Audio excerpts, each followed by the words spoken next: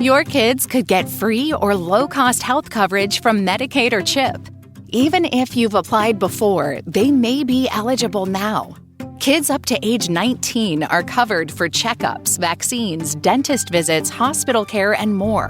And if they already have Medicaid or CHIP, remember to renew every year. Visit insurekidsnow.gov or call 877-KIDS-NOW. Paid for by the U.S. Department of Health and Human Services.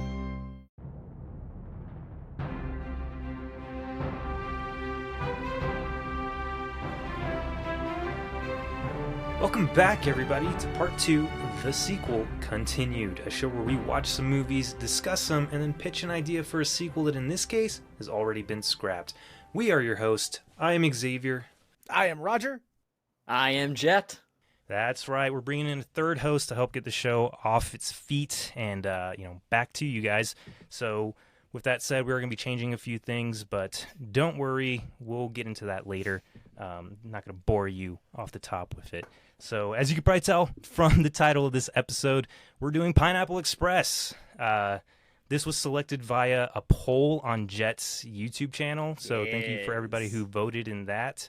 A decisive victory for Pineapple Express. So, like, after 24 hours, I think it was at 50%. Now it's at like 52 or something like that. So, and I think like 800 people or close to it voted. So strong instinct, neat. Sir. Yeah, it was my selection, and I'm super ecstatic because you guys might not know this, but this movie has significance not only to me but to like the three of us as collaborators. Oh, I don't know anything. Oh, does this have Kidnapping Ellen connections?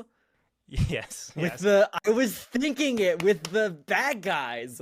Yeah, with the bad guys and like the dinner scene and all that stuff. But yeah, when I was a teenager, living in Puerto Rico with nothing better to do but watch movies and like read about movies online, I came across this script hosted on simplyscripts.com. This was like 2 years before Pineapple Express came out, and I read it, and it inspired me to finish my first script, which was Kidnapping Ellen, that we made a short pilot for eventually years later.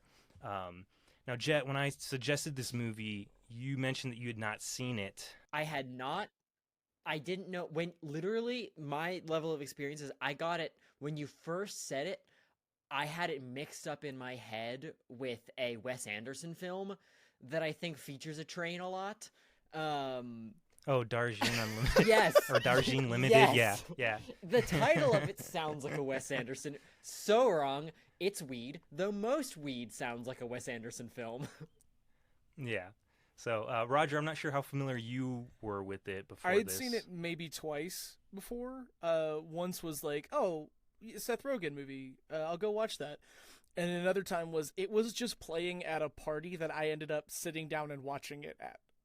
Like, you have a very different instinctive reaction to Seth Rogen movies than I do. I have a kinship with Seth Rogen in that I can replicate his laughter.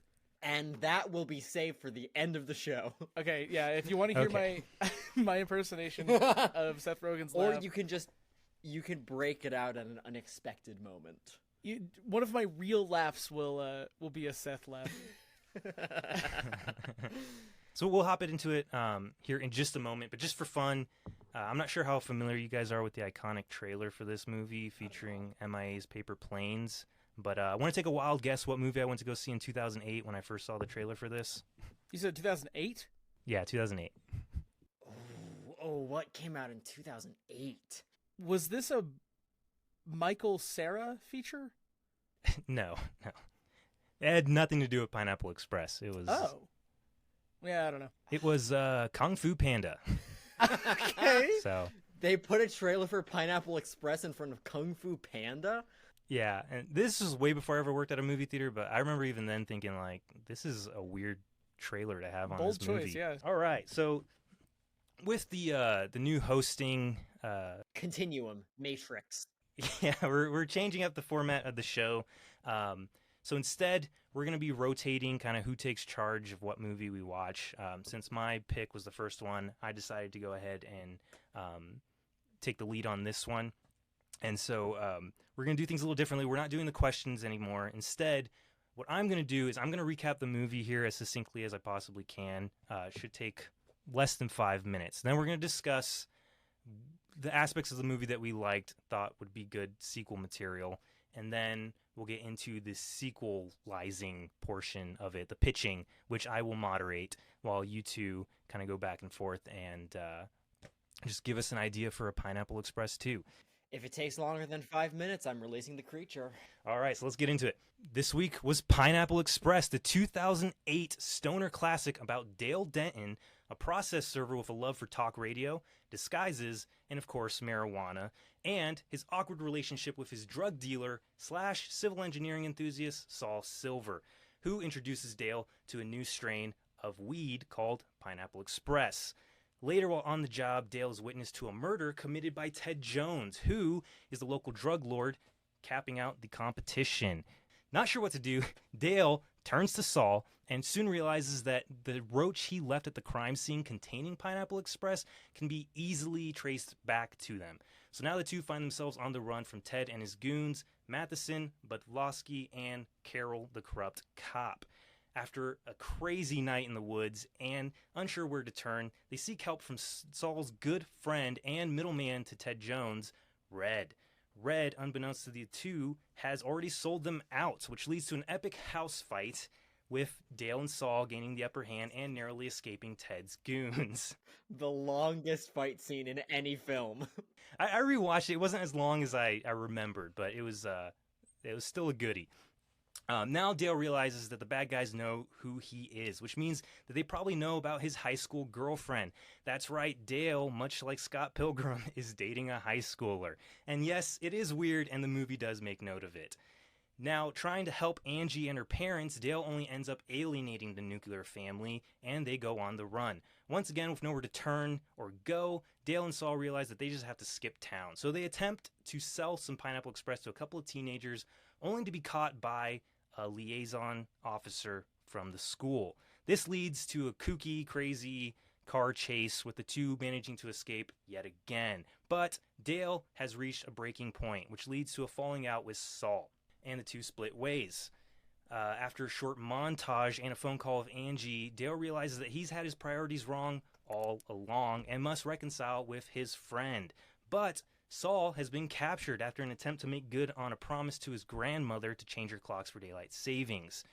Now Dale must save Saul, but he can't do it alone, so he goes back to Red, who, in an attempt to redeem himself and not be reincarnated as an anal bead, agrees to help. The climax of the movie takes place at Ted's hideout, between Dale, Saul, Ted and his goons, and their unspecified Asian counterparts. This ends in a blaze of fire and a daze of smoke of some of the dopest dope these guys have ever smoked.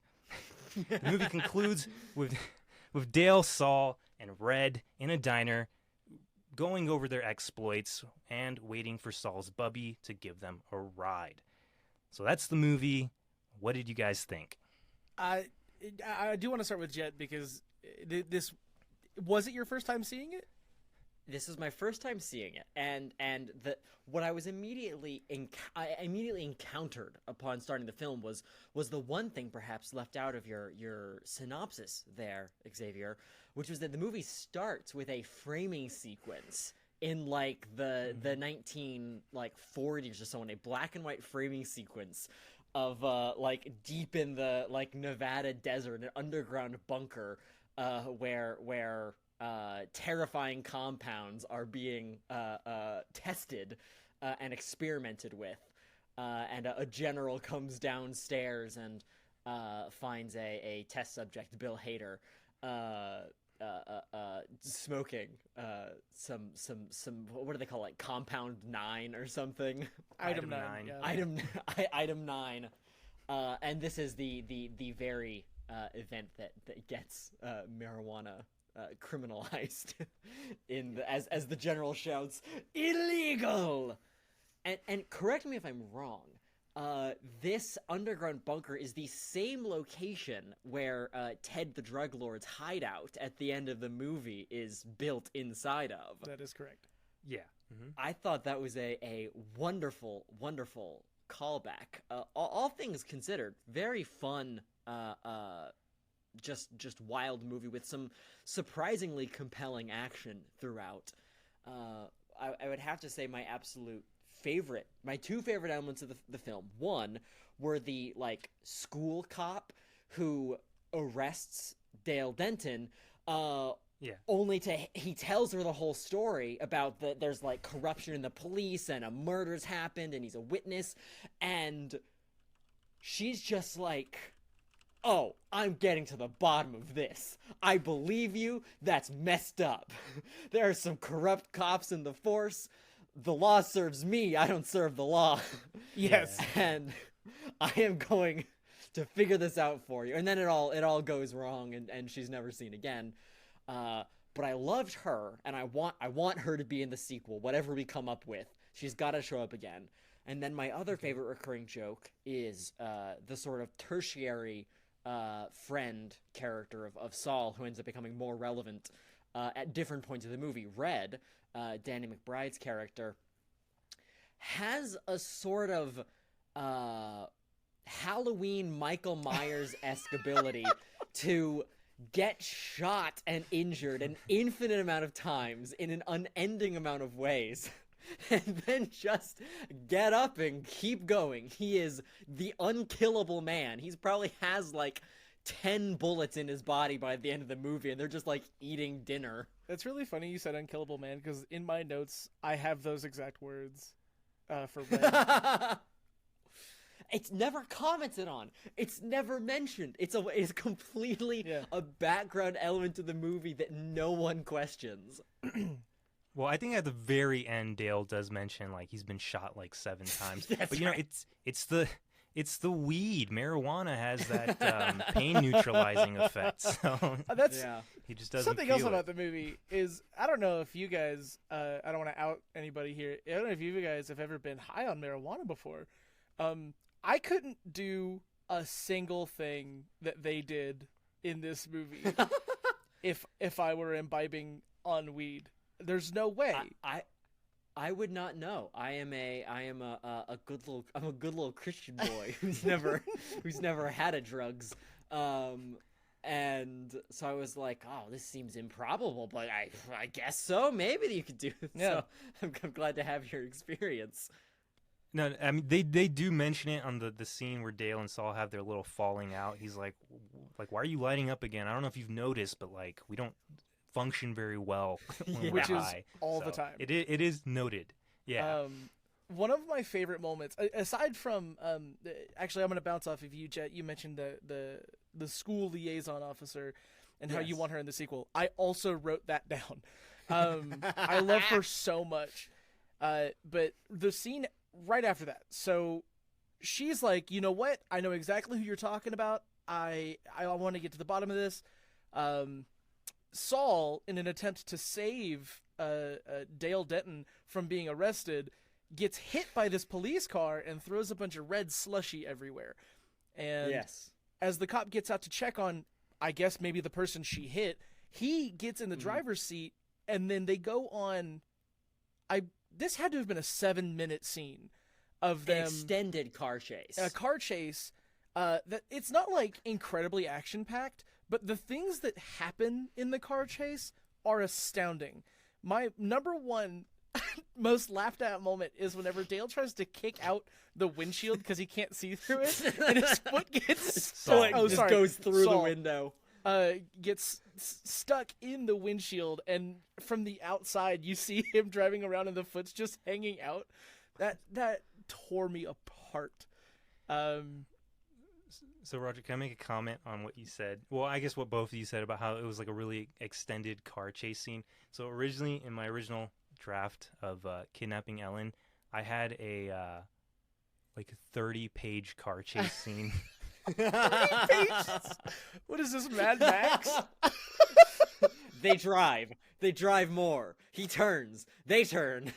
The moment that killed me in the car chase is when Saul's like, hang on, I got an idea. And because he they're hits like the brakes? neck and neck, the two cars, and slams the brakes. Yeah. You know, trying to do the Top Gun thing where the other, like, the car's gonna like fly past and they turn around and go the other way.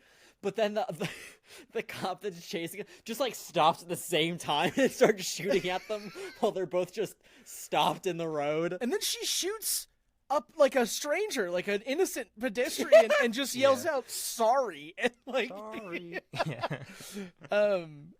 Let's see what else. Oh, another thing that I really like about the movie is the ADR dialogue. Movies use ADR as an like kind of a crutch, like you were supposed to say this line, or your back is turned so we could add something here. Pineapple Express uses ADR dialogue not as a crutch, but as a rocket. There's so many things that they say, like anything Seth Rogen does in this movie, where he approaches a car, he goes car, or like he like wants to put the phone in the toilet, and he's like toilet, like it's Flush. or like whenever they're in the chase scene when they're driving through like I guess a small wooded park, he goes tree, squirrel, like so funny. If you were ever confused for a moment about the items on screen, Seth was gonna tell you. Seth Rogen, he will be saying he actually wrote the closed captions himself. He was very passionate about describing the visuals, so he came in and just typed out all of the closed Jett, captions. are you lying? Because I'll believe you. I'm lying. God, man. I can see the look on Roger's face when he can't. I had to tell. check with Xavier. I was like, is that true? No, I was gonna say that one of the most iconic lines from this movie, which is "I seen you pull a man's jawbone off." I seen it.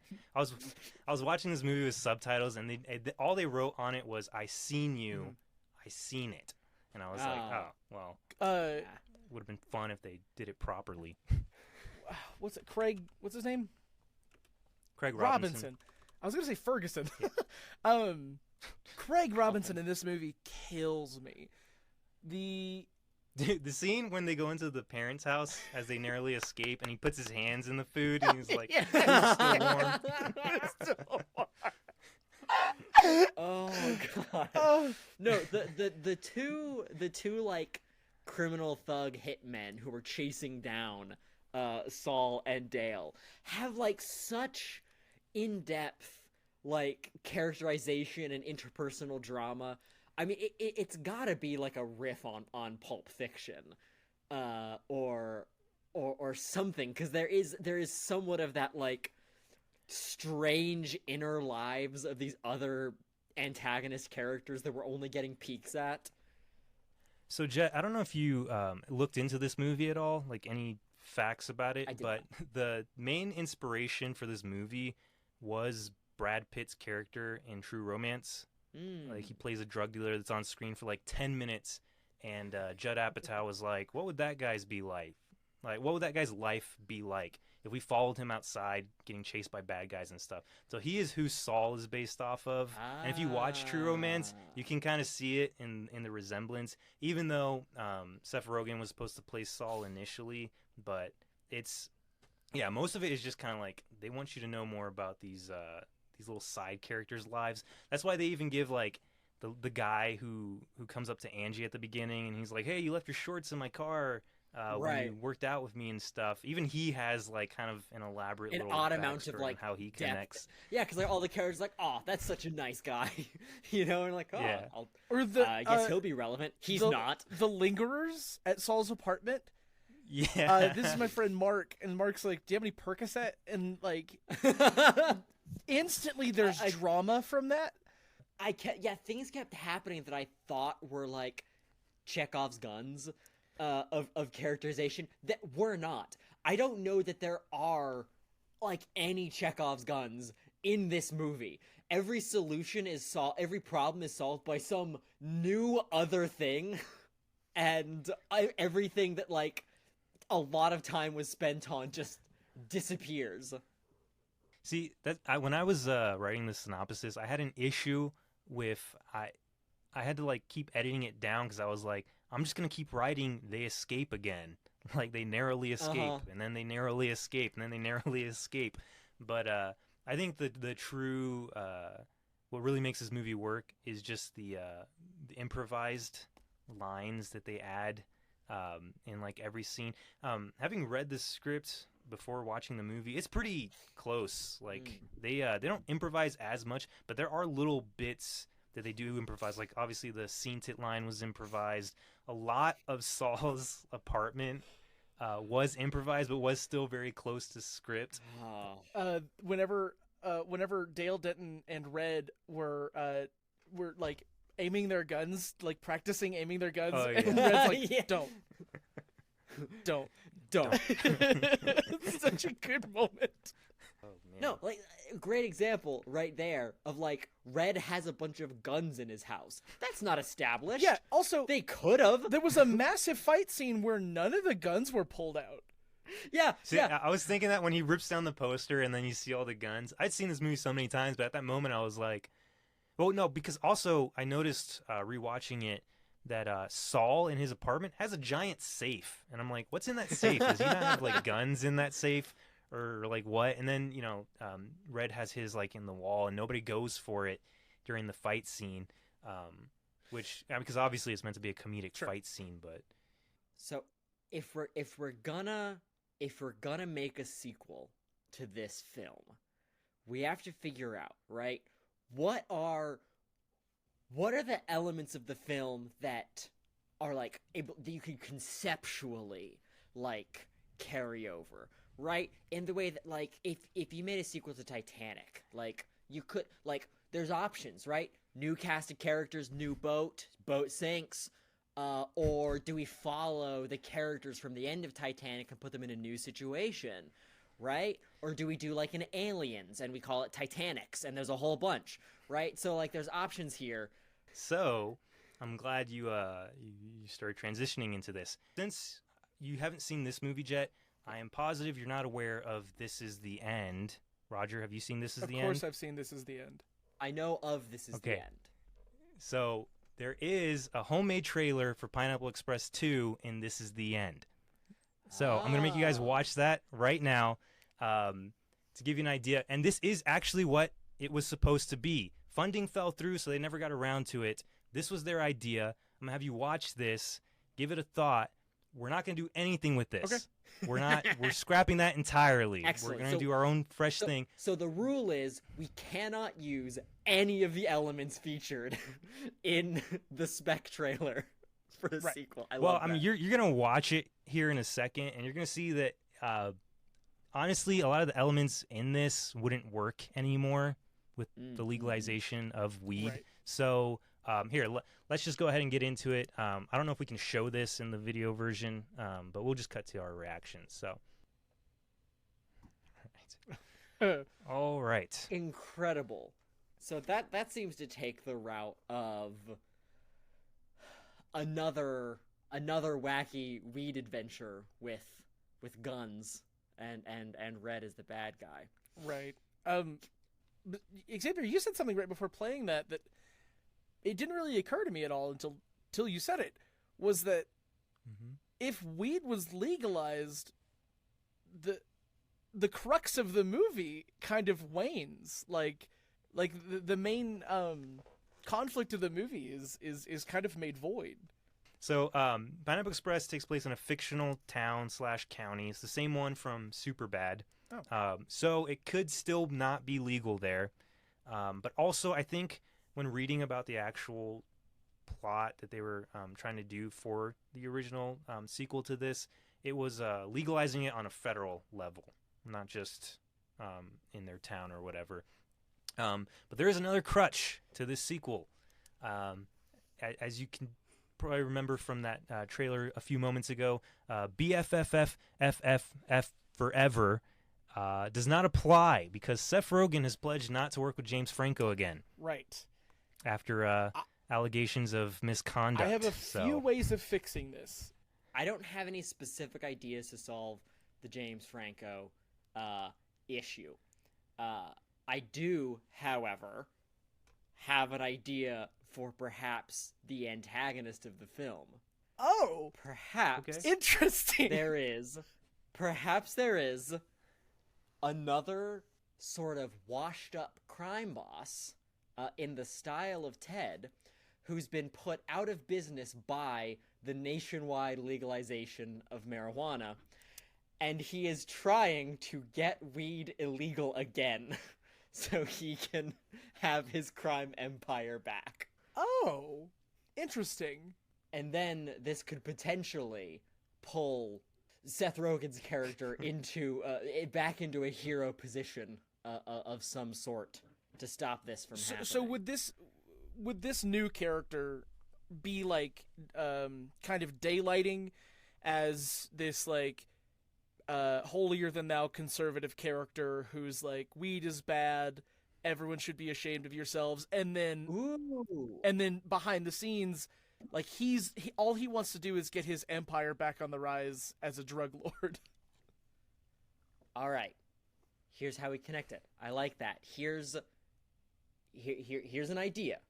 Once weed in this universe was decriminalized nationally, Dale Denton published a book about his story and became somewhat wealthy, or perhaps started a radio show. Right, that's probably, as is of course his dream, and has become, through telling these stories, somewhat of a mythical figure, that contributed towards the legalization. And then this villain character targets Dale Denton in their rhetoric as their as this sort of holier than thou conservative type character, while secretly they want to be a drug lord again. Okay, so we have a bad guy who wants to make weed illegal again.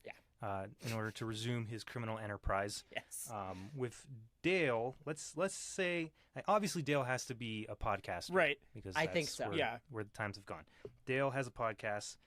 Seth Rogen levels. Big national podcast host. All about huge. Yeah. What kind of podcast is it? Is it like a sort of marijuana focused podcast? I think there's a like cap on how much you can talk about marijuana. You'd think, but there's people out there. No, I live in Colorado.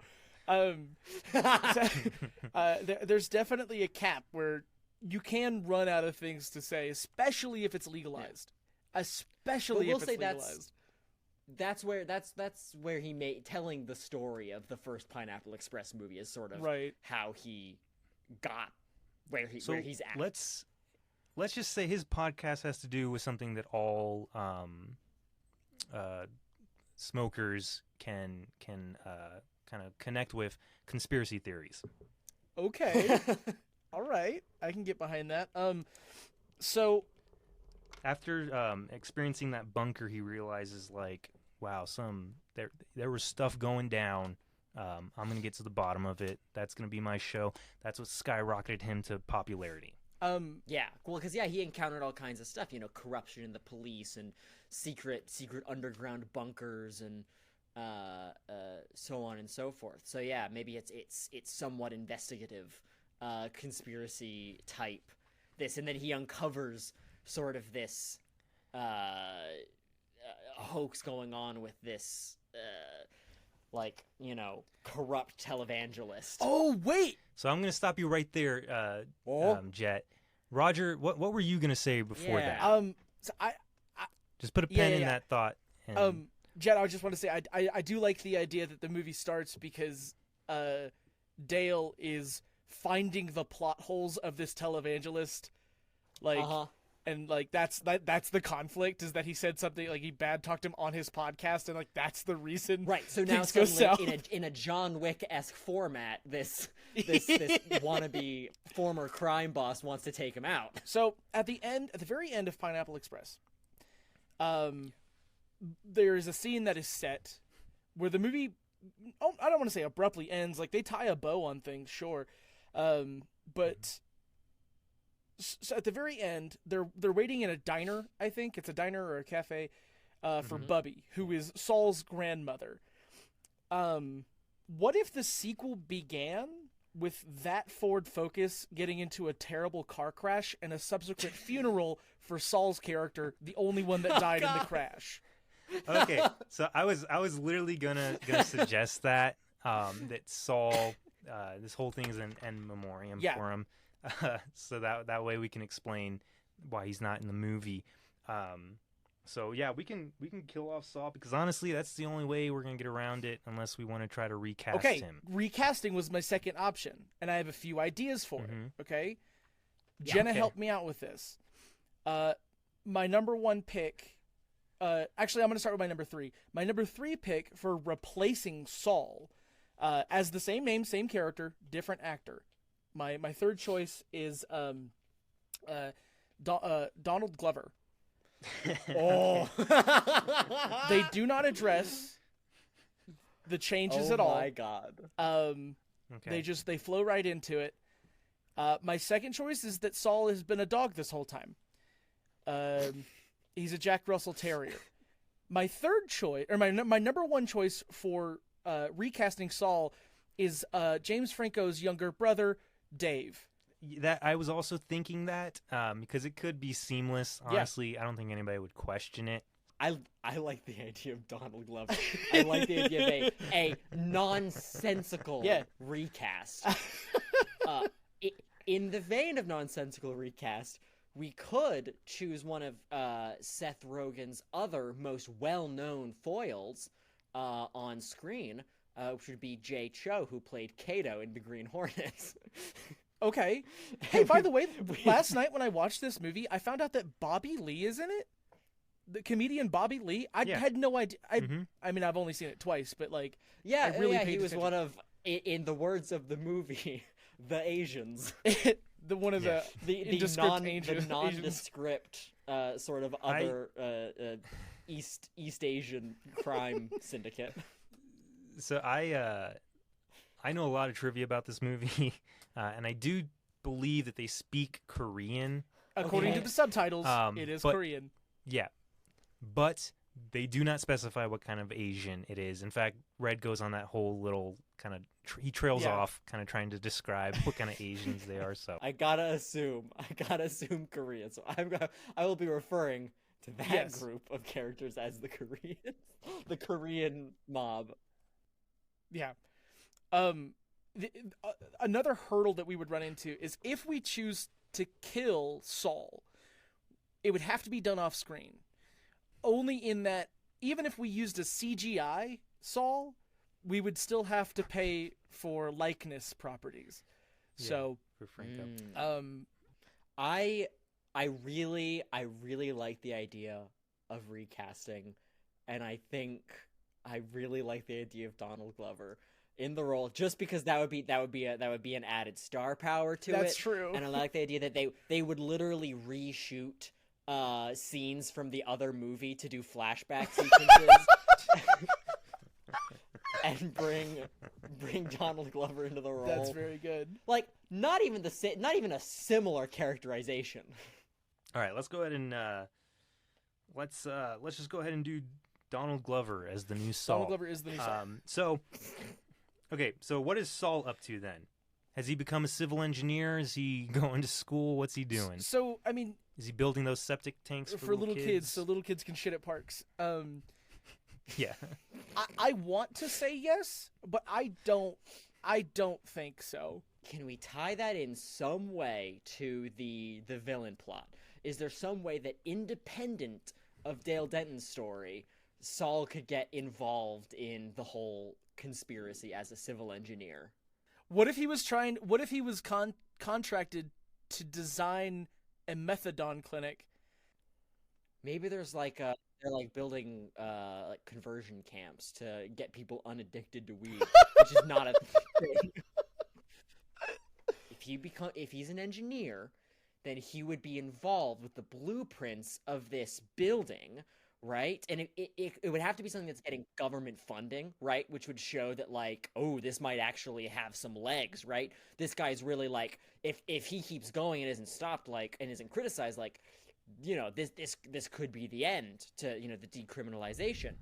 So Donald Glover's character, Saul Silver, one of his classic roles, ends up being put on the project to build this marijuana addiction center, but then finds in the blueprints hidden underground chambers that are for like growing weed, right? Because that's the thing. It's all a cover, right? Once it's recriminalized, the villain gets his empire back. Just to tie it to themes from the first movie, what if word got out that the original El Dorado, this underground weed camp, got burnt, and this new marijuana crime lord, now with I can't remember his name, Ted Jones, and the Koreans out of the picture as far as like, you know, who owns all the weed or whatever. He starts building up a his new El empire Dorado to fill this gap. What if he's Yes. What if he's a big church televangelist and it's underneath the church grounds? What if it's called El Dorado First Baptist or something? I just want to get some information clear. So Dale's a podcaster.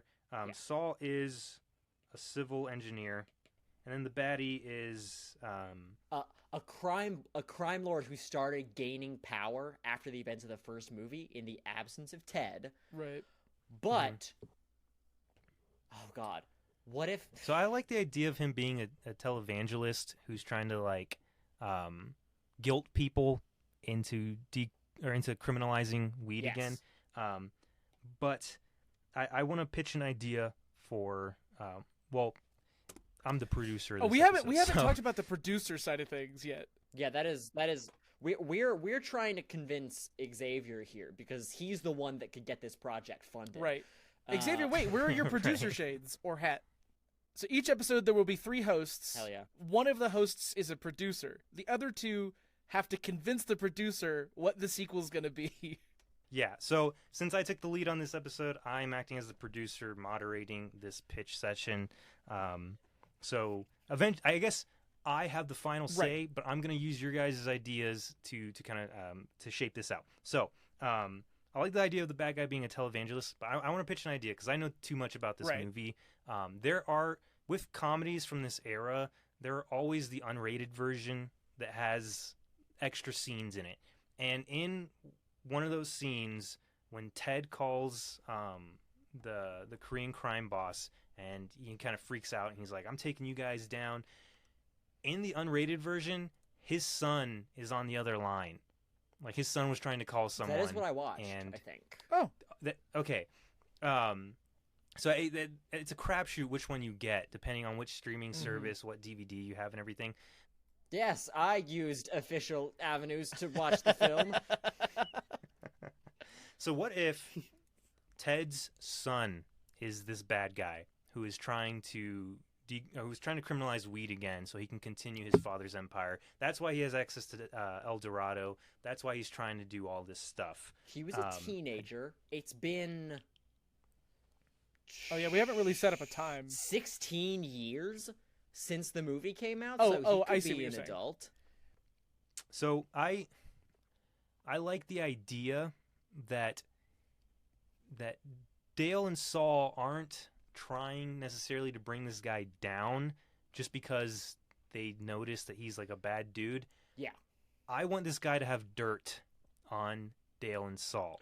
And of course, in the age of cancel culture, the fact that Saul dated a high schooler when he was 25 is the blackmail that this guy is going to use to get him involved. Dale, not Saul. Dale, Yes. yes. We could. I mean, honestly, that could be his not straw man argument, but I don't know vernacular. But I think that's his secret weapon. I Yeah. think that's something that he pulls out that kind of like, we think everything is resolved, right? I think we do sort of a false ending, right? I think like, wait. because my thought for the inciting incident, right, is Saul is working on this project. Dale has this podcast, and on his podcast, he's started just kind of tearing into this televangelist. Like, you know, this guy's insane. This guy's such an idiot. You know, I bet he's got like all kinds of like messed up stuff going on. Under the covers, because you know these guys are always twisted in some way. And then that sort of like puts the televangelist on his radar. They start like, feuding on Twitter, just like kind of normal stuff. And then Saul, who Dale has not seen in quite a while, runs up, bursts into Dale's house, and is like, my guy, you'll never believe what I just found. Right. Spreads the blueprints out over the table of the televangelist's new church project that's been built, and finds all of the like growing like marijuana stuff underground the church, right? And as they're like talking about this, you know, Saul's just like, you know, like, you got the podcast, you can get this out here, like, I know you're the guy, my guy. And Dale's just like, oh, this is so great. I mean, this is gonna be national news. We're gonna take this guy down. And then frickin' like assassins on ropes burst through the windows. You know what? Probably like they're having a dialogue. And Dale's like, you know, like, how did you get this stuff? And Saul's like, I stole it. He's like, did anyone see you? Yeah. Yeah. And then the bad guys burst into the building. Yes. And a big big action scene they ensues, narrowly and then they're escape. on the run. Yeah.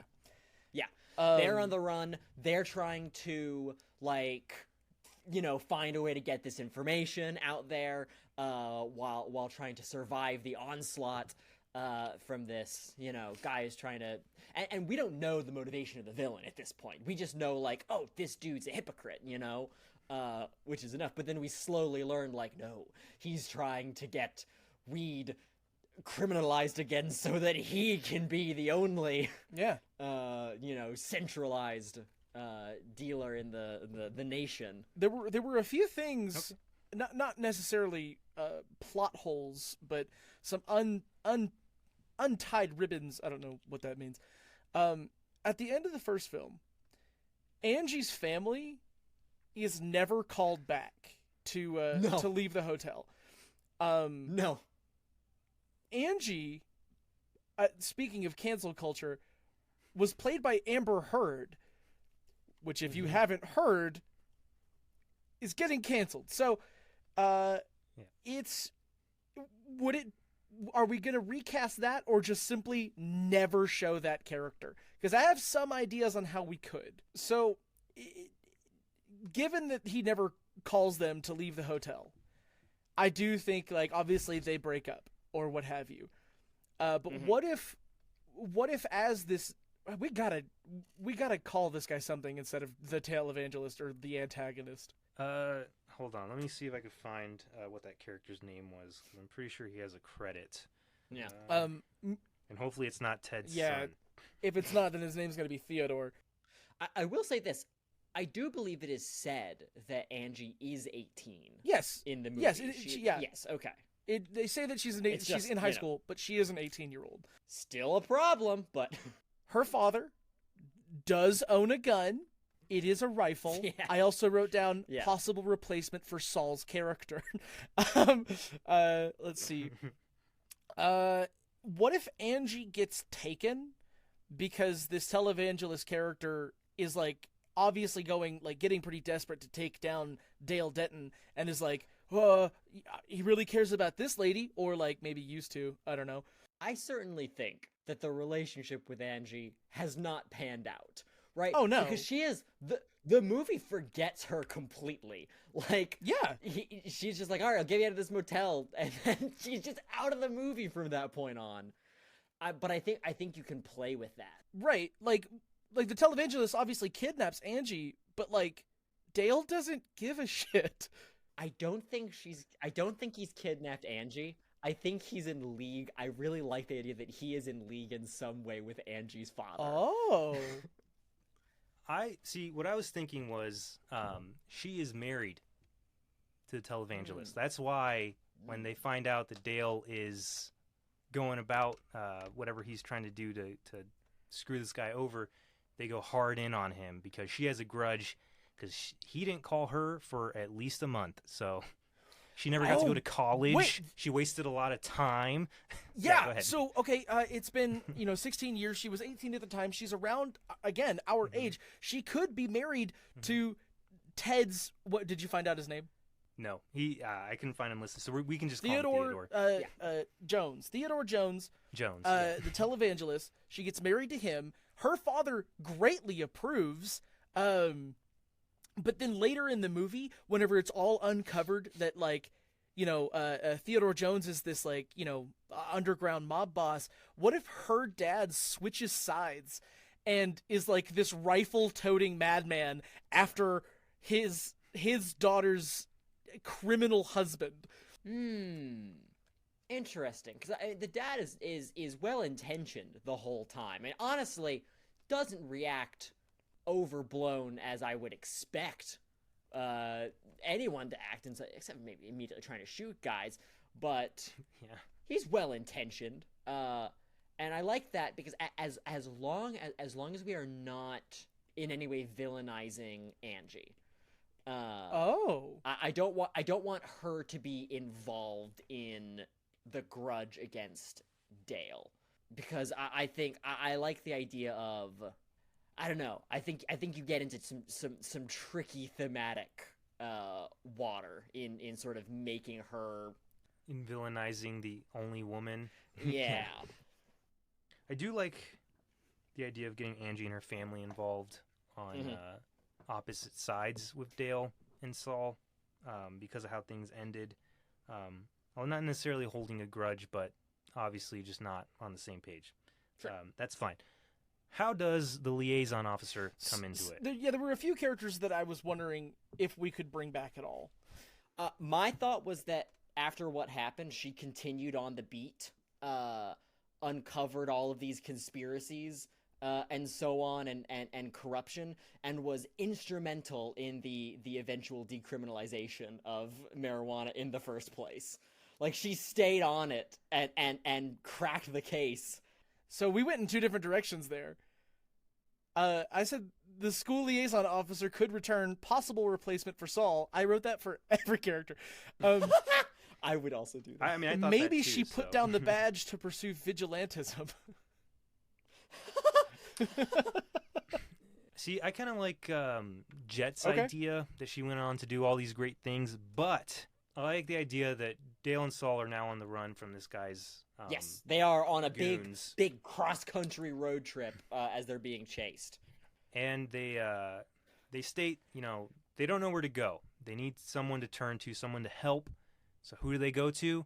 This liaison officer who, despite everything she's accomplished, is still a school liaison officer. Yes. she stuck to those roots. Doing the right thing has advanced her station none. Yeah. Absolutely. That is very fitting of this universe of sort of non sequiturs and so on. However, when they do go to recruit her in helping, this is when she does finally decide to put down the badge and help them out. So she must leave this school in order to be of some sort of assistance to them. So I think she's the Red of the movie, right? The sort of third. So that was another thing. Is what is Red doing? If he's not helping him out, I mean, he's loaded at this point off of legalized weed. That's true. But also, are we going to humanize these the henchmen? Oh, are we gonna there's two henchmen that kind of stand out among the rest? I guess that is the question: is do we do that same thing? I mean, regardless, there's going to be just a plethora of irrelevant, highly developed side characters throughout the entire movie at every stage. What if Chris Gerger and Mark, the two guys, the lingerers that came to Saul's apartment? The lingerers. What if they were the new hitmen? They are okay. They're in. One of them is obviously addicted to Percocet or whatever. They are allegedly some of Theodore's first successful healed marijuana addicts, who his marijuana recovery center / church or whatever. They're like, they've been like paid off to be like, yeah, oh, I was addicted to weed. It was ruining my life. I was, but they're still on Percocet. Yeah, Percocet is still in the one system. crutch. Okay, I like the idea of those two kind of having a part in it. Now, we're running close to an hour at this point. So antics happen. Many, many antics. Of course. Lots of Characters weed show smoking. up. lots of antics, lots of narrow escapes. Climax. Where does the climax take place? Is it a shootout like it was in the first movie? What's going on there? Okay, in the first movie, Red mentions how his wife gets out of jail soon. What if Yes. Red dies and she's there, like, guns a-blazing, and she's actually really good with firearms? Well, Red cannot be Oh, killed. that's is the right. problem. He's the unkillable man. No, what Yeah. if she thinks he's dead? What if he's being cured? What if he's like he goes? What if what if Oh, Theodore? He God. gets kidnapped and like put through the process. Sorry, his whole wife thing was an afterthought that I just read in my notes. I was thinking maybe she could be the front line on this assault against the church. Just an idea. If it is an assault, obviously, it is a climax of a silly weed smoking movie. So, like, I don't see why not. Okay. I think maybe the marriage angle is overcomplicating it. I think what's happened is Theodore has found Angie and her father, or just one of them if you can't get Amber Heard. It could just be the dad. I mean, we don't have to get Amber Heard. We can recast her. You know what? Donald Glover is also Amber Heard's character. Yeah. No further elaboration needed. That's in the movie. He's going to have them on the show, right? To basically decry Seth Rogen's character and get him canceled by the sort of Puritan cancel culture thing.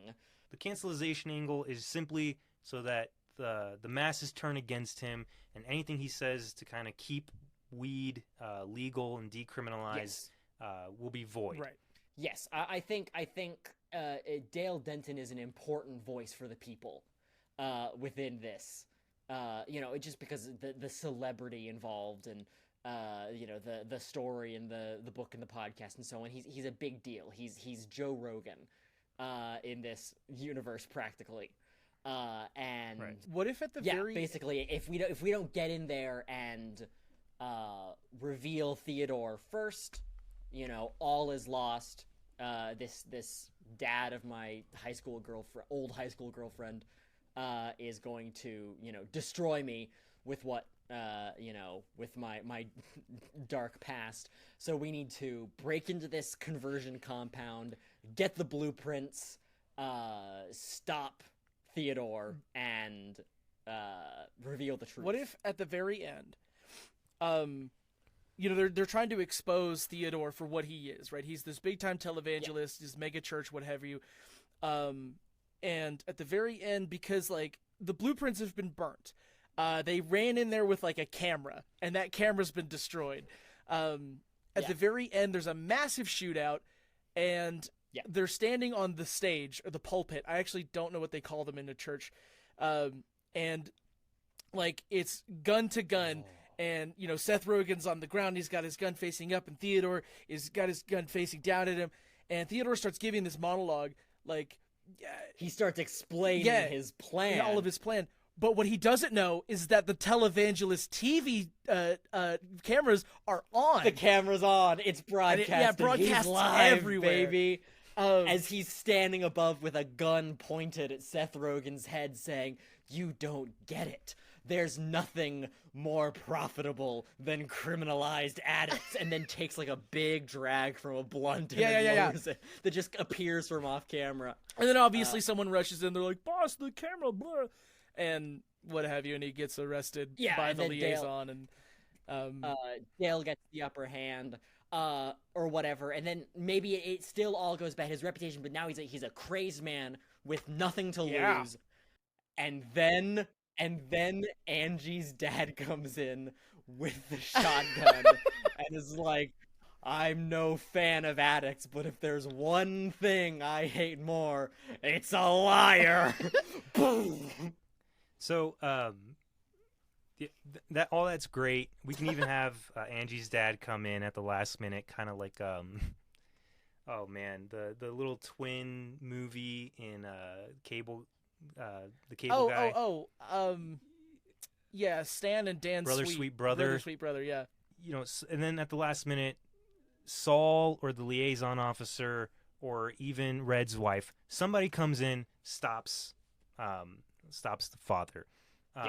Now, what is a one-liner for Dale's his call sign on his podcast that he can say to either the father or Theodore once they're defeated? You know how at the very end of the first movie he finally pulls out, "You got served." Yeah. So crucify this. What if what if the televangelist's whole angle is like the televangelist catchphrase, Theodore's catchphrase is that addiction to marijuana must be purged. Marijuana must be purged, from this nation, for us to be happy again. And then at the very end, as he's about to get, blown away or is dying or whatever, Seth Rogen says, "You've been purged." And it's like a pun callback. You can do that. That'll have to do. Sure, yeah. Wait, hold on. I have something in my notes I wanted to talk about. It's so nothing. But what if, the cross joint that they smoke? What if it had a tiny little weed Jesus on there? That's nothing. That's the exact joint that Theodore pulls up when he's on the screen whenever he's doing his monologue. That's all he smokes. He found a way to light it by himself. Oh yeah, because he's a televangelist. Yeah. Oh! We haven't talked about the movie's name. Okay, yeah. You have ideas? So my first idea for the movie's name would be to just find a new weed strain and call it that. That's in my notes. But in the first movie, Saul, when talking about Pineapple Express, says that it smells like God's pussy. Yeah. Which, if we're going for a televangelist religious route, the movie could just be called God's Pussy. That's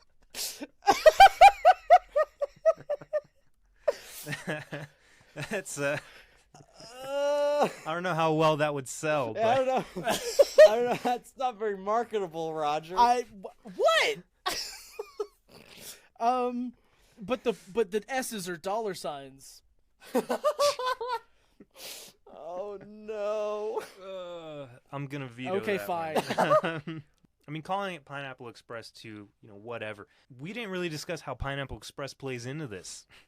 Oh, true. Well, Ted was the one who originally was the supplier for Pineapple Express, that then went out to Red, which then went out to Saul. So Theodore, being Ted's son, yeah, who it might not even be a secret that he's Ted's son. It might be part of his act, like, my father. Oh yeah. His life was ruined by blah, blah, blah, blah, blah, right? Maybe that's part of his bit. Sure. But he would potentially have, you know what? No. Because all of the Pineapple Express plants were in El Dorado and got burned up. Right. So all of that weed got burned up. But it is possible that Ted had some extra at his actual house, which didn't get burned up. So Theodore Jones could also have an exclusive supply of Pineapple Express. So we're thinking and he could just possibly return, be using that or to rise of, or what's Pineapple Express Strikes Back? A thing that what's like a synonym for express? It could be like. I'm guessing you don't know that Pineapple Express is an actual like weather pattern that does kind of bring like, I guess, soil and stuff from like the Pacific islands and stuff like that. So I do like the idea Roger just had about like rise of the Pineapple Express or something along those lines. Return of Pineapple Express. Pineapple Express. Pineapple Express lives. Pineapple Express again. What if it was just called Tropical Bullet Train? I think that's the surviving strain has been mutated or whatever, and Son it's of become Pineapple Tropical Bullet Express! Train. Oh, That's it! That's it. Kind of like a Son of the Mask. Yeah. I like Son of Pineapple Express. Son of Pineapple Express. I mean, because it ties into like the familial themes of Ted versus Theodore, and the last remaining strain of Pineapple Express that's been whittled down to even further perfection in the underground belly of this church. And it could have a legacy within the podcast that Seth Rogen continues to talk about. You'll never believe how good this weed was. And all of his fans are like, it's a legend. Gone. It's never going to exist again.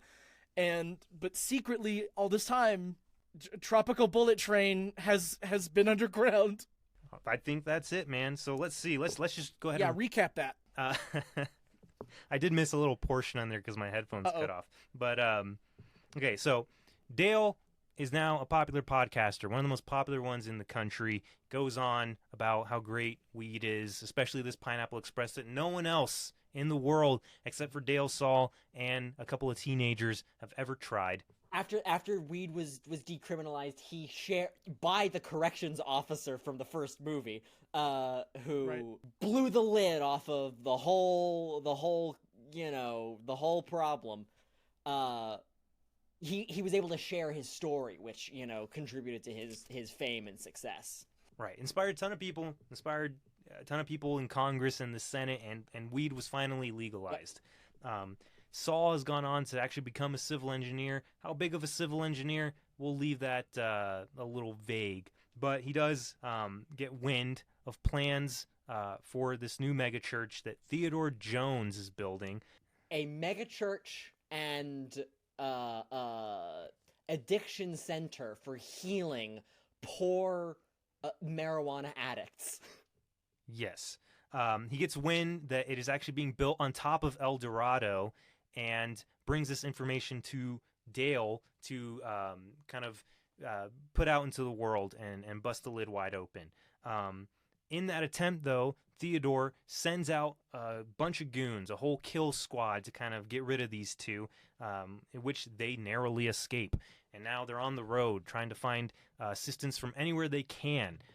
They seek assistance from the liaison officer, who does have a name, I believe, but we're just going to call her liaison officer because I don't want to spend time looking it up. They try to find help from Red, but they can't find him. Instead, they just get his wife, who kind of says, like, yeah, I can't help you or whatnot, until the very end. After all these hijinks, they keep getting into situations with the two goofballs that Theodore has sent after them. The whole time, everyone's like, he's like talking to people and like trying to get help. I'm like, I'm Dale Denon, podcast. Is like, what do you mean podcast? I don't know what podcast is. They go to the retirement home where Saul's grandmother Bubby! I lived, wanted and to they're bring just Bubby like, back for the sequel as well. Yeah. Bubby, same actress, still white. Yeah, no even confusion though Saul is now played by Donald Glover. Yeah. So ultimately, they finally find a way to break in to the megachurch to kind of get the evidence that they need, but they're thwarted. Theodore knew they were coming the whole time, and with the help of Angie's father, possibly even Angie, they try to ruin Dale, to discredit him, so that nothing he says can stop their plan. However, Dale gains the upper hand, and with a live stream from the church's own cameras, reveals to the world Theodore's true intentions. To recriminalize marijuana and then be the only supplier of Tropical Bullet Train to the world. Or probably just Pineapple Express again, because we are using that title. But yeah. Yeah. Ultimately revealing to the world that he is the son of Pineapple Express. And, so, after the showdown, bullets fly, Dale is nearly defeated, only to gain the upper hand. The liaison officer cuffs Theodore Jones. Angie's father comes out with a shotgun, but is thwarted by Saul as he comes in yelling his own catchphrase of, give me something just real quick, Roger. And This is America. Yes, let's go with that. This is America. Thwarts Angie's father. They're all safe and sound now. The place, however, is burning down to the ground again, so everyone is getting super high within a 25-mile radius. The movie ends with a burning church. Unlike the first one, this movie is unquestionably unproblematic. No one's gonna have an issue with this film. Absolutely. So, just for the final scene of the movie, who is in the diner recapping what happened? We obviously have to have Dale and what if Saul. it's a corner booth Who else is and joining it's them? like it's just so many characters. Red's wife, A bleeding Red. the school cop, Right. Liaison, Saul, Dale. I kind of want one Bubby. more person in there. No, Bubby is picking them up Bubby's with her Ford Focus. Yeah. I mean, we could just leave it at those 5. What if they find a dog? What if they get a dog? I really just want a Jack Russell Terrier in this movie. I think so. There's just a random Jack Sure. Russell Terrier at Yeah. the table with them. So, all right. So the film just ends with all of them recounting as Bubby pulls up again. They all climb in. Bubby gives her iconic final line, "You all smell like shit." Roll credits. There you So go. that's it. We just made it. Pineapple Express 2, a.k.a. Son of Pineapple Express. I gotta ask Xavier, do we have the green light? Can we get it made? Can we get funding? How do we get this in the hands of Seth I just- Rogen? Probably just buy one of his classes to do pottery and just pitch it. We just play the podcast over the speakers as We'll we're get doing a it. cameo. Yeah. So no, I dig it. I like this idea. I'm gonna give it my thumbs up. Yeah. Who do you we think did it, we can get Roger. to direct it? I have to go with the one of Donald Glover's longtime collaborators, Hiro Murai, who directed the This Is America music video and all of Atlanta. Did you look that up just he's now? No, I've watched all of Atlanta. Okay. He's an amazing director. Very surreal, very sort of psychological in a way that I think is going to be great for a stoner comedy. Yeah. Absolutely. I mean, that's exactly what Atlanta feels like. So I have to wonder though, before we wrap up, what sound would Seth Rogen make upon hearing about this pitch?